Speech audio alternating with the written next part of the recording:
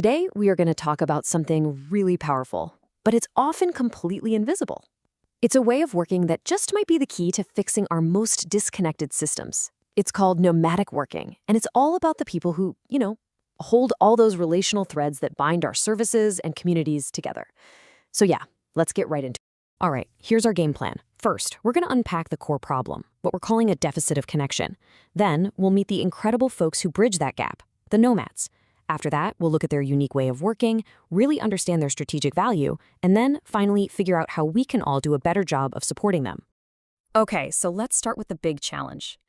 We've built all these complex systems, right? They're filled with countless services, but somehow our best efforts just seem to fall short, leaving people feeling pretty isolated and unheard. It's a really frustrating puzzle, isn't it? You look around and you see all the resources, the programs, the policies, and yet there's still this huge gap. So why is that? Well, the answer might not be what you think. And this quote, this really just hits the nail on the head. The problem isn't a lack of services. It's a lack of real, genuine connection. It all comes down to the quality of the relationships that are supposed to link those services to actual human needs. So if the problem is a deficit of connection, then who are the connectors? Well, that brings us to the nomad, this unseen force that is constantly working to bridge that gap. Now, a nomad isn't a job title you're going to find on LinkedIn. It's more of a function, a way of being. These are those key people who just move so fluidly between different worlds, like from the professional systems to the community networks, and they hold everything together with the power of their relationships. So what makes someone a nomad? Well, it seems to boil down to a few core traits. Things like really deep relational intelligence, an amazing cultural fluency, and this natural adaptability. They're also masters of translation, and they just have this powerful grounding presence. Let's break these down a bit. First up, relational intelligence. This is so much more than just being a people person. It's this sharp emotional awareness. Nomads can hear what's not being said. They can sense the vibe in a room, and they build a kind of trust that isn't about give and take. It's really built on mutual respect. Next is cultural fluency.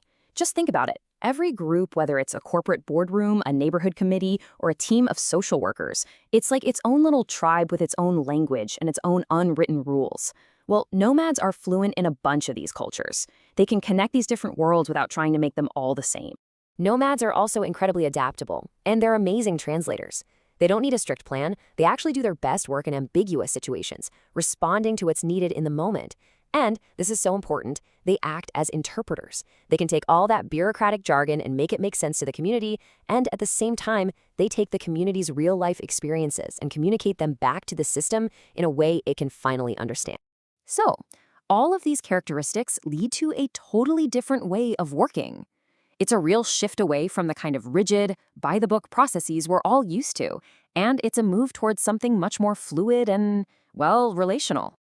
And this slide really shows you the difference. On one hand, you have traditional roles, which are all about rigid schedules and hitting certain metrics. But nomadic working? That's about following where relationships go, responding to needs as they pop up, and really focusing on the true goal, a deep human connection. But let's be super clear here. This isn't about being disorganized or just winging it. It is a very intentional, very strategic approach. The flexibility is the strategy, not the lack of one. So this brings us to the big so what question, right? Why should organizations care about this? Because nomads aren't just some nice informal connectors. They are core strategic assets who deliver an incredible amount of value. You can think of their value like a chain reaction. See, it all starts with building trust, which is really the currency for any meaningful change. That trust lets them gather real insight, the stories and hidden problems that spreadsheets and data reports always miss. With that insight, they can translate between different cultures, which makes true collaboration actually possible. And all of that leads to the final, huge step, aligning the systems, because they have this unique panoramic view that helps them spot gaps and opportunities that nobody else can see. Okay, so if nomads are that valuable, the next logical question is, how do we support them? How do we make sure we're nurturing these critical connectors instead of, accidentally burning them out? Well, first things first, we have to be real about what the work entails. Nomads are on the front lines of the human experience. They aren't just collecting information. They are holding space for people's pain, their fears, and their hopes. And that carries an enormous emotional load that is often totally invisible to the rest of the organization. And what's wild is that all of this massive impact can come from a tiny group of people. The source material points to research that says these key connectors can be as few as 3% of a network. And get this, they're not always the loudest person in the room. A lot of the time, they're actually quiet, even introverted leaders. So, how do we support them? It really takes a fundamental shift in how we think. We have to start valuing relationships as a key outcome. We need to create flexible roles, not roles that are strangled by rigid KPIs. We have to give them space to reflect and process that emotional weight and make sure they feel psychologically safe.